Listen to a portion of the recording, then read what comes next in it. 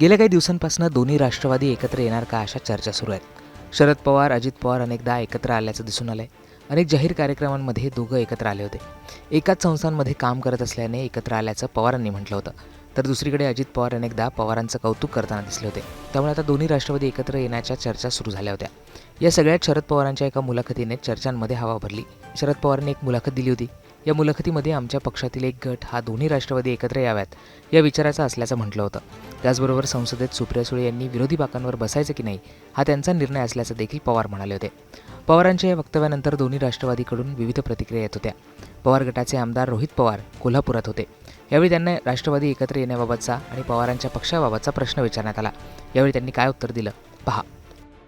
जसं तुम्ही म्हणालात की अशा बातम्या येत आहेत, चर्चा होती. मी मात्र या ठिकाणी या कॉन्फरन्सच्या माध्यमातून हेच सांगतो, फक्त चर्चाच आहेत, फक्त बातम्याच आहेत, त्यात काही तथ्य नाही.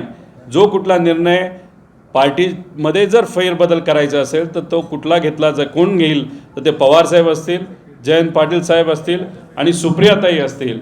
आणि पुढच्या काही दिवसांमध्ये काही बदल झालेले आपल्या सर्वांना त्या ठिकाणी या तिन्ही नेत्यांच्या नेतृत्वाखाली दिसतील, एवढंच या ठिकाणी आपल्या सर्वांना सांगतो. पुढच्या काही दिवसांमध्ये आमच्या पक्षात बदल दिसतील असं सूचक वक्तव्य रोहित पवार यांनी केल्याने आता पुन्हा राष्ट्रवादीबाबतच्या चर्चा सुरू झाल्यात. केंद्र सरकारने ऑपरेशन सिंदूरची माहिती जगातील देशांमध्ये पोहोचवण्यासाठी खासदारांचं शिष्टमंडळ तयार केले. त्यात एका शिष्टमंडळाचं नेतृत्व सुप्रिया सुळे करणार आहेत. इंडिया आघाडीने या दौऱ्यावर बहिष्कार टाकावा असं राऊत म्हणत असताना देशाच्या प्रश्नात स्थानिक राजकारण आणू नये असं पवार म्हणालेत.